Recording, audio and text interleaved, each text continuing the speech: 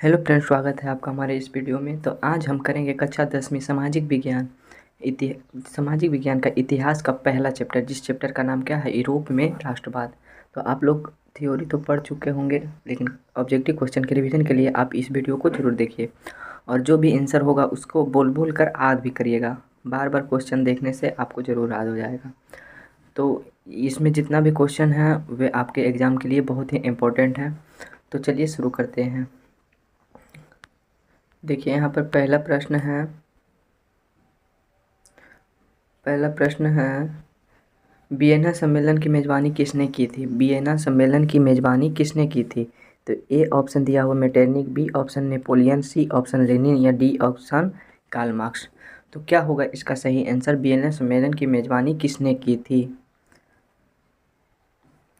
चलिए इसका आंसर हो जाएगा ए ऑप्शन। वियना सम्मेलन की मेज़बानी कौन किया था, मेटरनिख ने किया था। तो वियना सम्मेलन की मेज़बानी कौन किया था, मेटरनिख ने किया था।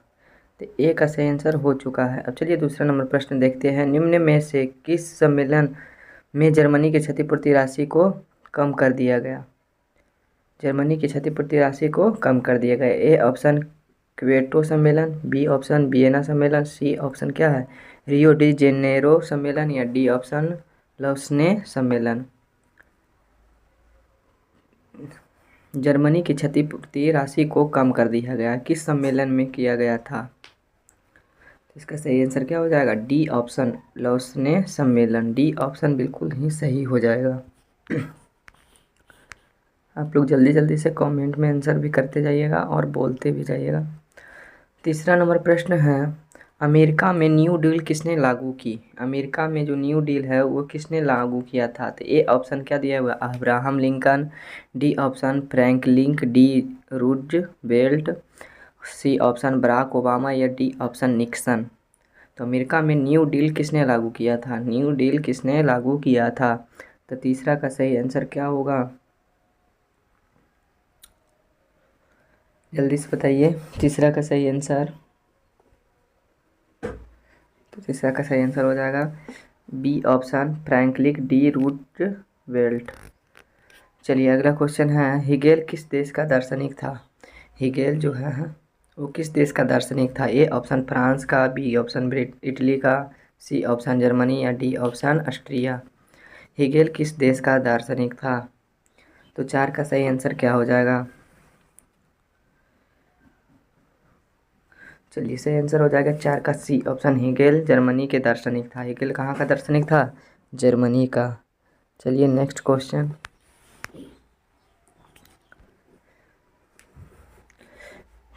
5 नंबर क्वेश्चन है, वियना कांग्रेस का मुख्य उद्देश्य क्या था। वियना कांग्रेस का मुख्य उद्देश्य क्या था। ये क्वेश्चन आपका 23 के शिफ्ट 2 में पूछा गया है। ए गणराज्यों की पुनर्स्थापित करना, बी ऑप्शन लोकतंत्र को पुनर्स्थापित करना, सी ऑप्शन राजतंत्र को पुनर्स्थापित करना या डी ऑप्शन इनमें से कोई नहीं। तो क्या होगा सही आंसर 5 का, वियना कांग्रेस का मुख्य उद्देश्य क्या था। वियना कांग्रेस का मुख्य उद्देश्य क्या था, राजतंत्र को पुनर्स्थापित करना। ठीक है, तो सी ऑप्शन बिल्कुल सही हो जाएगा, क्या, राजतंत्रों को पुनर्स्थापित करना। चलिए 6 नंबर प्रश्न देखिए। 6 नंबर है, सिकंदर कहाँ का निवासी था। सिकंदर जो है वो कहाँ का निवासी था। ए रोम का, बी चीन का, सी यूनान का या डी मिस्र का। ये भी तीसरे का 23 में सेकेंड शिफ्ट में पूछे गए प्रश्न है, सिकंदर कहाँ का निवासी है। तो इसका सही आंसर क्या हो जाएगा, सिकंदर यूनान का है। तो यूनान कौन सा ऑप्शन में है, सी ऑप्शन। तो इसका राइट आंसर हो जाएगा क्या, सी ऑप्शन बिल्कुल सही हो जाएगा, सिकंदर यूनान का निवासी था। चलिए 7 नंबर प्रश्न, फ्रांसीसी क्रांति कब हुई थी। फ्रांसीसी क्रांति कब हुई थी। ए ऑप्शन 1789, बी ऑप्शन 1804 ईस्वी, सी ऑप्शन 1871 ईस्वी और डी ऑप्शन 1817 ईस्वी। फ्रांसीसी क्रांति कब हुई थी। 7 नंबर प्रश्न क्या हो जाएगा, 1789 ईस्वी। ए ऑप्शन इसका बहुत ही सही आंसर है, क्या हो जाएगा 7 का ए ऑप्शन 1789। चलिए 8 नंबर प्रश्न, राष्ट्रीय आंदोलन का केंद्र जेन्ना विश्वविद्यालय कहाँ स्थित है। राष्ट्रीय आंदोलन का केंद्र जेन्ना विश्वविद्यालय कहाँ स्थित है। A option Italy, B option Germany, C option रूस या डी ऑप्शन ग्रेट ब्रिटेन। राष्ट्रीय आंदोलन का केंद्र जेना विश्वविद्यालय कहाँ स्थित है? ए ऑप्शन इटली में, या बी ऑप्शन जर्मनी में, या सी ऑप्शन रूस में, या डी ऑप्शन ग्रेट ब्रिटेन में। चलिए, तो 8 का सही आंसर हो जाएगा बी ऑप्शन जर्मनी में। जेना विश्वविद्यालय कहाँ स्थित है? जर्मनी में। तो 8 का सही आंसर हो जाएगा बी ऑप्शन। 8 का हो जाएगा सही आंसर क्या? B option. चलिए, 9 नंबर प्रश्न। कोसुद का संबंध किस देश से है? कोसुद का संबंध किस देश से है? A option Austria, B option यूनान, सी ऑप्शन पोलैंड, या डी ऑप्शन हंगरी। कोसुद का संबंध किस देश से है? तो 9 का सही आंसर हो जाएगा डी ऑप्शन। कोसुद का संबंध हंगरी से है। कोसुद का संबंध कहाँ से है? हंगरी से है। तो 9 का सी आंसर 9 का डी ऑप्शन बिल्कुल सही हो जाएगा। चलिए, 10 नंबर प्रश्न। इटली तथा जर्मनी वर्तमान में किस महादेश के अंतर्गत आते हैं? ए ऑप्शन उत्तरी अमेरिका, बी ऑप्शन दक्षिणी अमेरिका, सी ऑप्शन यूरोप, या डी ऑप्शन पश्चिमी एशिया। तो इटली और जर्मनी वर्तमान के किस महादेश में आते हैं? तो इसका सही आंसर हो जाएगा यूरोप महादेश में आते हैं, यानी कि 10 का सी ऑप्शन बिल्कुल सही हो जाएगा। 10 का कौन सा ऑप्शन सही होगा? सी ऑप्शन बिल्कुल सही हो जाएगा। चलिए, 10 प्रश्न हो चुके हैं। आप बताइए कमेंट में आपका 10 में से कितना सही गया है। उसके बाद हम 11 नंबर प्रश्न स्टार्ट करेंगे। उम्मीद है कितना देर में आप लोग कर चुके होंगे कमेंट। 10 में कम से कम तो 8 सही होना ही चाहिए था। जिसका 8 से कम है वो अभी और ज़्यादा मेहनत करेगा, जिसका 8 से ज़्यादा है वो सही है। चलिए, 11 नंबर प्रश्न है। फ्रांस में किस शासक वंश की पुनर्स्थापना वियना कांग्रेस द्वारा की गई थी? फ्रांस में किस शासन वंश की पुनर्स्थापना वियना कांग्रेस द्वारा की गई थी? A option Habsburg, B option आर्लिया वंश, सी ऑप्शन बुर्बो वंश, या डी ऑप्शन जारशाही वंश। तो क्या होगा? वियना कांग्रेस द्वारा किसका पुनर्स्थापना किया गया है? तो सी ऑप्शन सही हो जाएगा, बुर्बो वंश का। 11 का क्या होगा? C option. बुर्बो वंश का पुनर्स्थापना किसके द्वारा किया गया है? वियना कांग्रेस द्वारा किया गया है। चलिए, 12 नंबर प्रश्न। जर्मनी का संबंध किस संगठन से मेजनी का संबंध किस संगठन से था? मेजनी का संबंध किस संगठन से था? तो ए ऑप्शन है क्या? लाल सेना से, बी ऑप्शन कार्बोनरी से, सी ऑप्शन पिलिक हेंटेरिया से, या डी ऑप्शन डायट से। मेजनी का संबंध किस संगठन से है? तो इसका 12 का सही आंसर क्या हो जाएगा? मेजनी का संबंध कार्बोनरी से होगा, यानी कि बी ऑप्शन 12 का सही हो जाएगा। 12 का क्या होगा सही? कार्बोनरी। मेजनी का संबंध किससे है? कार्बोनरी से। अगला 13 नंबर प्रश्न। इटली एवं जर्मनी के एकीकरण के विरुद्ध निम्न में से कौन था? निम्न मतलब नीचे दिए गए ऑप्शन में से कौन थे? तो ये ऑप्शन इंग्लैंड, बी ऑप्शन रूस, C option Austria, D option Prussia. तो इटली एवं जर्मनी के एकीकरण के विरुद्ध में कौन था? ऑस्ट्रिया था। तो 13 का क्या हो जाएगा सही answer? C option Austria. C option Austria. चलिए, 14 नंबर प्रश्न। काउंट काबूर को विक्टर एमुल ने किस पद पर नियुक्त किया है? काउंट काबूर को विक्टर एमुल ने किस पद पर नियुक्त किया? ए ऑप्शन सेनापति के पद पर, बी ऑप्शन फ्रांस में राजदूत, या सी ऑप्शन प्रधानमंत्री, या डी ऑप्शन क्या? गृह मंत्री। तो काउंट काबूर को विक्टर एमुल ने प्रधानमंत्री के पद पर नियुक्त किया था। तो सी ऑप्शन 14 का सही हो जाएगा। अगला 15 नंबर प्रश्न। 15 नंबर प्रश्न है। गैरिबाल्डी पेशे से क्या था? गैरिबाल्डी पेशे से क्या था? ये देखिए, 12 में पूछा गया है, 14 में पूछा गया है और 19 में भी पूछा गया है। तो ये बहुत इंपॉर्टेंट प्रश्न हो जाते हैं आपके एग्ज़ाम के लिए। तो गैरिबाल्डी पेशे से क्या था? सिपाही था, या बी में किसान था, या ज़मींदार था, या नाविक था। तो गैरिबाल्डी पेशे से क्या था? नाविक था। तो डी ऑप्शन बिल्कुल सही हो जाएगा। गैरिबाल्डी पेशे से क्या था? नाविक था। चलिए, अगला 16 नंबर प्रश्न, जो कि बहुत ही इंपॉर्टेंट है। 16 नंबर प्रश्न है। जर्मन राज का निर्माण किसने किया था? 14, 16, 24 बहुत बार पूछा जा चुका है। तो ये ऑप्शन लुई 18वां, बी ऑप्शन नेपोलियन बोनापार्ट, या सी ऑप्शन नेपोलियन तृतीय, या डी ऑप्शन बिस्मार्क। जर्मन राज का निर्माण किसने किया था?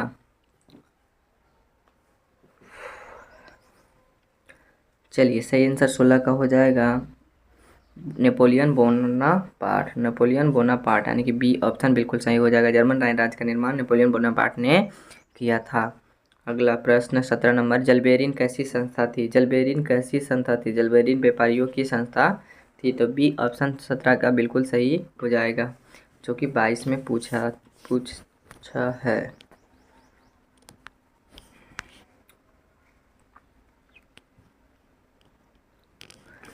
अगला 18 नंबर प्रश्न, रक्त एवं लौह नीति का अवलंबन किसने किया? रक्त एवं लौह नीति का अवलंबन किसने किया? ए मेजनी ने, बी हिटलर ने, सी बिस्मार्क ने या डी विलियम प्रथम ने? रक्त एवं लौह नीति का अवलंबन किसने किया? ए ऑप्शन मेजनी ने, बी ऑप्शन हिटलर ने, सी ऑप्शन बिस्मार्क ने या डी ऑप्शन विलियम प्रथम ने? तो इसका सही आंसर हो जाएगा 18 का, रक्त एवं लौह नीति का अवलंबन बिस्मार्क ने किया था। बिस्मार्क जो कि सी ऑप्शन में दिया हुआ है, तो सी ऑप्शन बिस्मार्क बिल्कुल ही सही हो जाएगा। 18 का क्या हो जाएगा? C option. चलिए 19 नंबर प्रश्न, फ्रैंकफर्ट की संधि कब हुई थी? 19 नंबर प्रश्न, फ्रैंकफर्ट की संधि कब हुई थी? ए ऑप्शन 1864 ईस्वी, बी ऑप्शन 1866 ईस्वी, सी ऑप्शन 1870 ईस्वी या डी ऑप्शन 1871 ईस्वी? फ्रैंकफर्ट की संधि कब हुई थी? फ्रैंकफर्ट की संधि कब हुई थी? तो 19 का सही आंसर क्या होगा? 1871 ईस्वी में हुआ था क्या? फ्रैंकफर्ट की संधि। अगला प्रश्न, यूरोप वासियों के लिए किस देश का साहित्य एवं ज्ञान विज्ञान प्रेरणा स्रोत रहा है? यूरोप वासियों के लिए किस देश का ज्ञान एवं विज्ञान प्रेरणा स्रोत रहा है? ए जर्मनी के लिए, बी यूनान के लिए, सी तुर्क के लिए या डी इंग्लैंड के लिए? तो क्या हो जाएगा? तुर्की के लिए या यूनान के लिए? क्या होगा 20 का? तो 20 का हो जाएगा यूनान हो जाएगा। यूनान यूरोप वासियों के लिए किस देश का साहित्य हो जाएगा? तो यूनान देश का। अगला, नेपलस की क्रांति कब हुई थी? 21 नंबर प्रश्न है, नेपलस की क्रांति कब हुई थी? ए ऑप्शन में 1820 दिया हुआ है, बी ऑप्शन में 1821 दिया हुआ है, 1822 दिया हुआ है, 1823 दिया हुआ है। तो कौन सा आंसर सही होगा 21 नंबर प्रश्न का? तो 21 नंबर प्रश्न का हो जाएगा 1821। 1821 जो कि बी ऑप्शन में दिया हुआ है। तो नेपलस की क्रांति कब हुई थी? 1821 ईस्वी में। ये सब प्रश्न आपके एग्जाम में आने की संभावनाएं बहुत ज़्यादा है, तो इसको आप ध्यान से याद करते जाइएगा। चलिए अगला प्रश्न 22 नंबर, चार्टिस्ट आंदोलन कब हुआ था? चार्टिस्ट आंदोलन कहाँ हुआ था? ए ऑप्शन फ्रांस में, बी ऑप्शन ऑस्ट्रिया में, सी ऑप्शन हंगरी में या डी ऑप्शन इंग्लैंड में? चार्टिस्ट आंदोलन कहाँ हुआ था? तो इसका सही आंसर हो जाएगा डी ऑप्शन यानी कि इंग्लैंड में हुआ था। चार्टिस्ट आंदोलन कहाँ हुआ था? इंग्लैंड में। चलिए अगला 23 नंबर 23 नंबर प्रश्न है, यूनान को एक स्वतंत्र राष्ट्र घोषित किया गया 1836 में, 1832 में, 1842 में या 1830 में? क्या हो जाएगा? यूनान को एक स्वतंत्र राष्ट्र कब घोषित किया गया था? तो इसका सही आंसर हो जाएगा 1832 ईस्वी में। क्या हो जाएगा? 1832 ईस्वी में। चलिए अगला प्रश्न,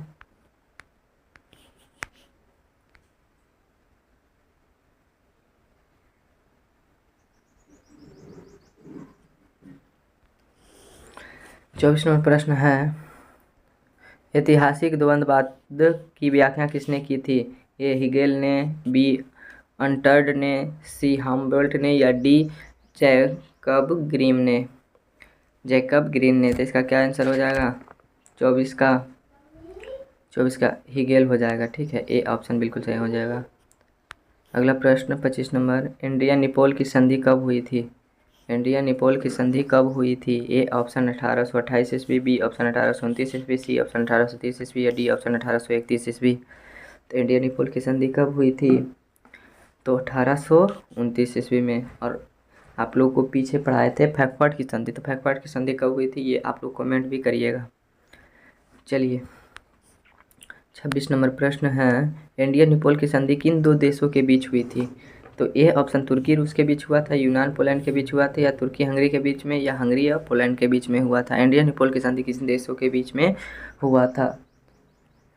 तो ये हो जाएगा रूस और तुर्की के बीच, यानी कि ए ऑप्शन तुर्की रूस। ए ऑप्शन तुर्की रूस एडियापोल की संधि कब हुई थी? 1829 में हुई थी। किसके बीच में हुआ था? तो तुर्की और रूस के बीच में हुआ था। चलिए अगला 27 नंबर प्रश्न, सेडौन का युद्ध किसके बीच हुआ था? सेडौन का युद्ध और एक और युद्ध था क्या? सेडोवा का युद्ध। जो भी आप लोग कमेंट करके बताइएगा कि सेडोवा का युद्ध किनके किनके बीच हुआ था और कब हुआ था। तो सेडौन का युद्ध किनके बीच हुआ था? ए ऑप्शन ऑस्ट्रिया प्रसा, या बी ऑप्शन ब्रिटेन और फ्रांस, सी ऑप्शन फ्रांस प्रसा, या डी ऑप्शन फ्रांस और सॉरी प्रसा और रूस। तो 27 का क्या होगा सही आंसर?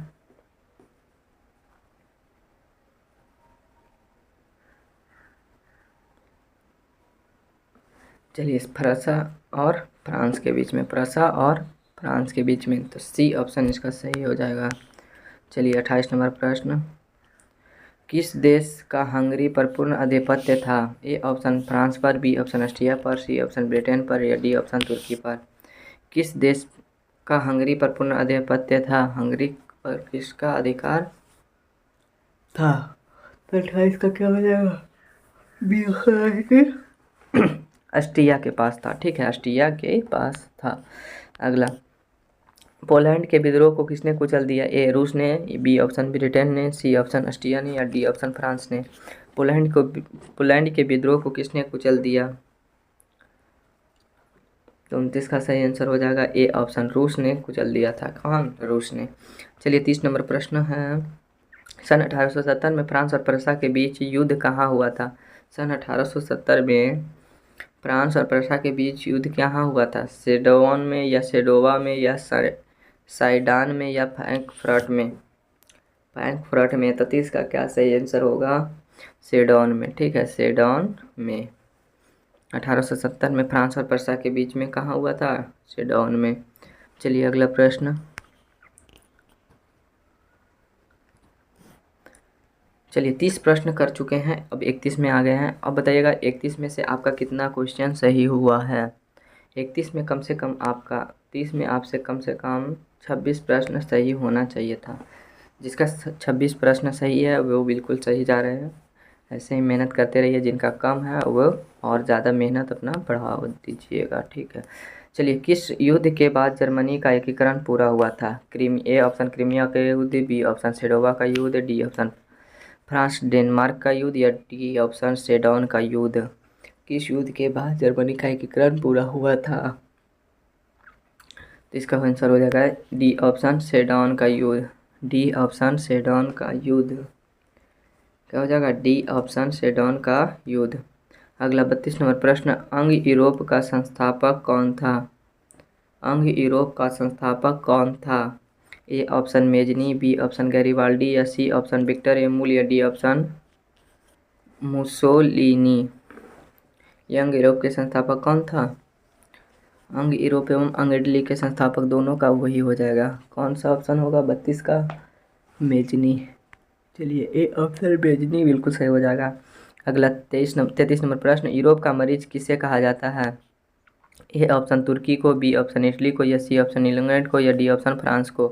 तो यूरोप का मरीज किसे कहा जाता है? 33 का सही आंसर क्या हो जाएगा? तुर्की को। यूरोप का मरीज किसे कहा जाता है? तुर्की को।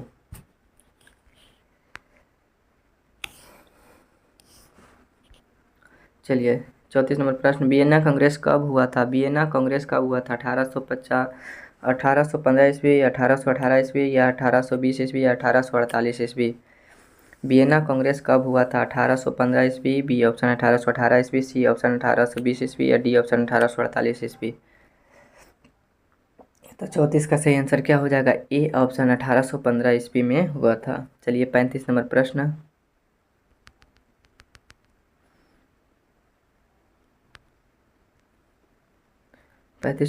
है, जर्मनी के एकीकरण का प्रमुख वास्तुकार कौन था? जर्मनी के एकीकरण के प्रमुख वास्तुकार कौन था? तो 35 का हो जाएगा डी ऑप्शन बिस्मार्क था। जर्मनी के एकीकरण का प्रमुख वास्तुकार कौन था? बिस्मार्क था। चलिए 36 नंबर प्रश्न, इटली के एकीकरण में निम्न में से किसका संबंध नहीं था? इटली के एकीकरण में निम्न में किसका संबंध नहीं था? ए बिस्मार्क का, बी मेजनी का, सी काउबुर का, या डी गैरिबाल्डी का? 36 का क्या हो जाएगा? बिस्मार्क का।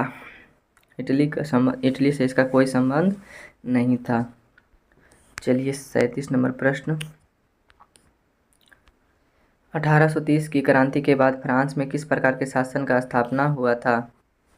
किस प्रकार शासन स्थापित हुआ था? ए ऑप्शन संघीय शासन व्यवस्था, बी ऑप्शन संवैधानिक राजतंत्र, डी ऑप्शन गणराज या डी ऑप्शन अधिनायकवाद। 1830 के क्रांति के बाद फ्रांस में किस प्रकार शासन की स्थापना हुई थी? तो 37 का क्या हो जाएगा सही आंसर?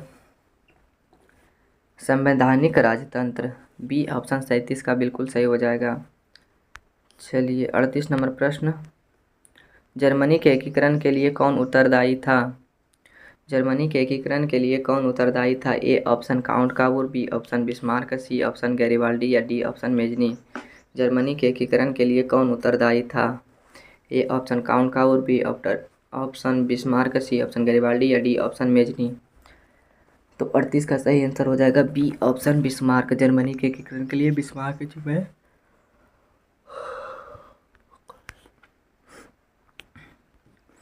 चलिए 39 नंबर प्रश्न। 1871 में कौन सी संधि हुई थी? ए ऑप्शन फ्रैंकफर्ट की संधि, बी ऑप्शन पेरिस की संधि, डी ऑप्शन वियना कांग्रेस की संधि या डी ऑप्शन इनमें से कोई नहीं। तो 1871 में कौन सी संधि हुई थी? फ्रैंकफर्ट की संधि हुई थी। 1871 में कौन सी संधि हुई थी? फ्रैंकफर्ट की संधि हुई थी, जो कि ए ऑप्शन में आपको दिया गया है। चलिए 40 नंबर प्रश्न पढ़ लेते हैं।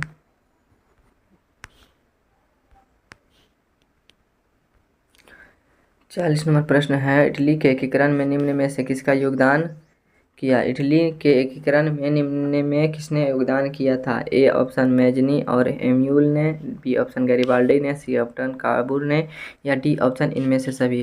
तो क्या हो जाएगा सही आंसर?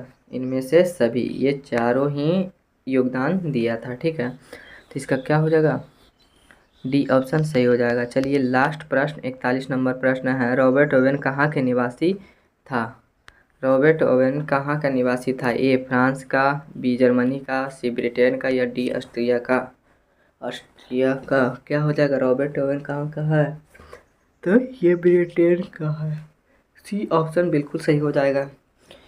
तो इतिहास की आपकी पहली चैप्टर का जितना भी ऑब्जेक्टिव क्वेश्चन था वो हो चुका है। आपके एग्ज़ाम में इससे बाहर कुछ नहीं पूछा जाएगा। और जैसे ही पूरा इतिहास का चैप्टर बाई चैप्टर ऑब्जेक्टिव हो जाएगा, उसके बाद मिक्स क्वेश्चन भी कराएंगे। तो मिक्स क्वेश्चन करने के बाद आपको पूरा आइडिया आ जाएगा कि आप कितना याद कर चुके हैं और कितना अभी और याद करने की ज़रूरत है। और आपके एग्ज़ाम के लिए ऑब्जेक्टिव क्वेश्चन बहुत ही इंपॉर्टेंट है। आपको सब्जेक्टिव से ज़्यादा किस पे मेहनत करना है? ऑब्जेक्टिव पर। तो चलिए अगले वीडियो में आपको दूसरा चैप्टर, जिसका नाम क्या है, समाजवाद और साम्यवाद, उसके सारे VVI ऑब्जेक्टिव क्वेश्चन कराएंगे। उसमें शायद 30 प्रश्न होगा। दूसरा चैप्टर में टोटल 30 प्रश्न कराएंगे। तो ये वीडियो भी जल्दी ही आ जाएगा। तब तक ये वीडियो आपको अच्छा लगे तो लाइक करिएगा और हमारे चैनल को भी सब्सक्राइब कर दीजिएगा। और इस चैनल पर और बहुत सारे वीडियो डाला हुआ है, वे सब भी आप देखते रहिए। वे सब भी आपके एग्ज़ाम के लिए बहुत इंपॉर्टेंट है। तो इस वीडियो में इतना ही रहने देते हैं। और जो भी विद्यार्थी मैथ में कमज़ोर है तो उसके लिए ऑब्जेक्टिव मैथ का जितना भी VVI ऑब्जेक्टिव है वो लाइव आकर हम सॉल्यूशन करवा देंगे। तो आप लोग लाइव में ज़रूर जुड़िएगा। लाइव का डेट भी हम बता देंगे अगला वीडियो में कि कब से हम लाइव आएंगे।